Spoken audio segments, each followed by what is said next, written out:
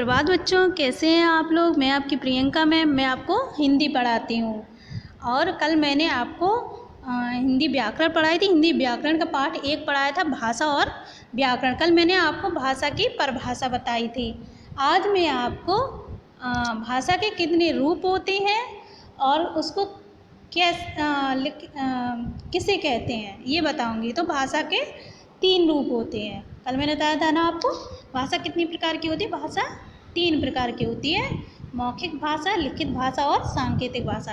अब मौखिक भाषा किसे कहते हैं, लिखित भाषा किसे कहते हैं और सांकेतिक भाषा किसे कहते हैं। तो बच्चों, मौखिक भाषा यानी कि मुंह के द्वारा बोली जाने वाली ओरल लैंग्वेज। ओरल यानी कि ओरल, जैसे हम कहते हैं चलिए ओरल कीजिए, टेबल को ओरल कीजिए, टेबल को पढ़िए। तो जैसे टेबल लर्न करते हैं 2 1 जा 2 2 2 जा 3, या फिर कोई कविता याद करते हैं तो जिसने सूरज चांद बनाया, जिसने तारों को महका, तो हम कैसे याद करते हैं, बोल कर करते हैं ना।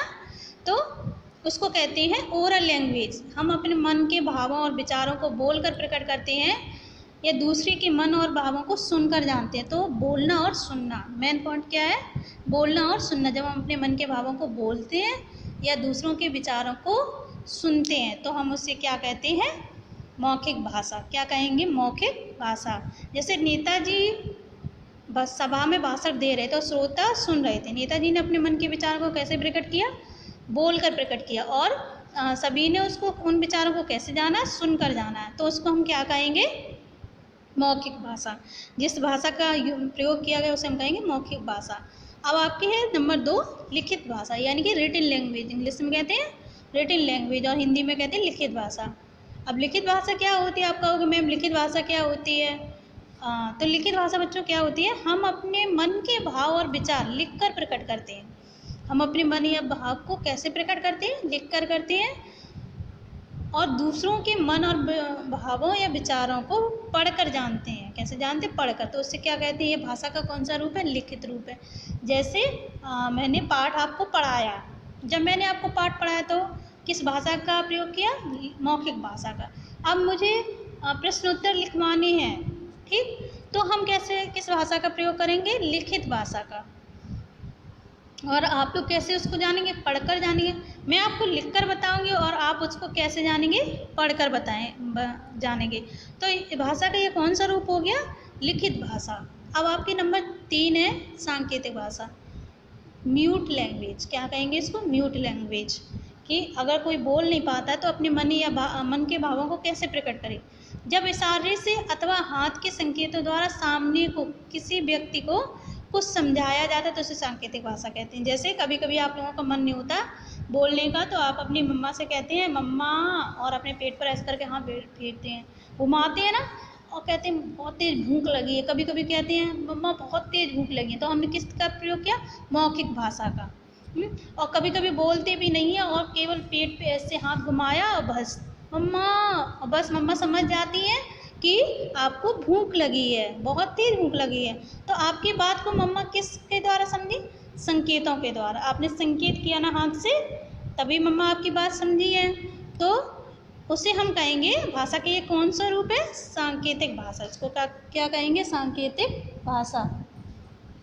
इसको क्या कहेंगे, सांकेतिक भाषा। अब आपकी है लिपि। लिपि को इंग्लिश में कहते हैं स्क्रिप्ट।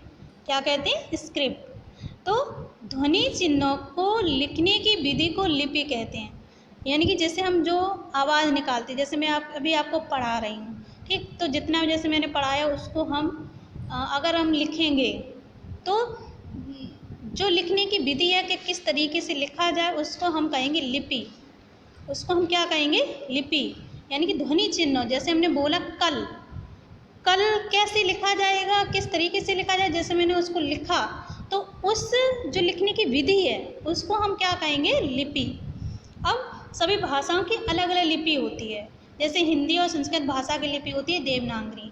जैसे हम हिंदी पढ़ते हैं तो हिंदी की क्या होती है, संस्कृत की क्या होती है, लिपि।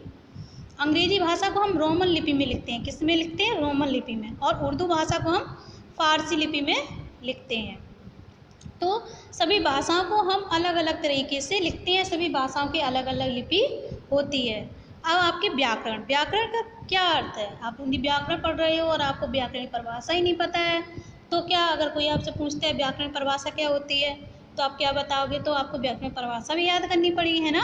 तो व्याकरण प्रत्येक भाषा के लिखने और पढ़ने के लिए कुछ अपने नियम होते हैं।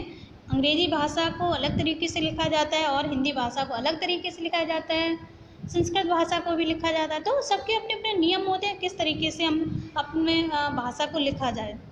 नियमों का पालन किए बिना हम किसी भाषा को सीख नहीं सकते। अगर हम किसी भाषा को सीखना चाहें तब तो नियमों का जो नियम बनाए गए उनका पालन करना पड़ेगा। जैसे हमें हिंदी भाषा सीखनी है तो सबसे पहले हमें ओलम सीखनी पड़ेगी, उसके बाद मात्राएं सीखनी पड़ेंगी, फिर मैं 2 अक्षर, फिर 3 अक्षर, फिर 4 अक्षर, इस तरीके इन नियमों का पालन करके ही हम हिंदी भाषा सीख सकते हैं ना।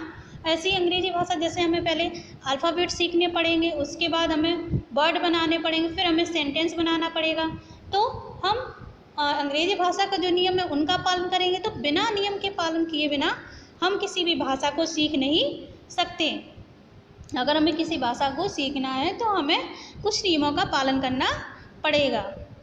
जैसे राधा पत्र लिखती है और 2 हिरन दौड़ता है, तो ये राधा पत्र लिखता है तो ये गलत है ना, 2 हिरन दौड़ता है तो ये गलत है। तो हम कैसे जानेंगे कि ये दोनों गलत है? ऊपर दिए गए चित्रों में 2 हिरन दौड़ते हैं, यहाँ एक वचन का प्रयोग गलत है तथा राधा पत्र लिखता है, यहाँ पुल्लिंग का प्रयोग गलत है। इन वाक्यों को शुद्ध रूप से निम्नलिखित रूप से लिखा जाएगा।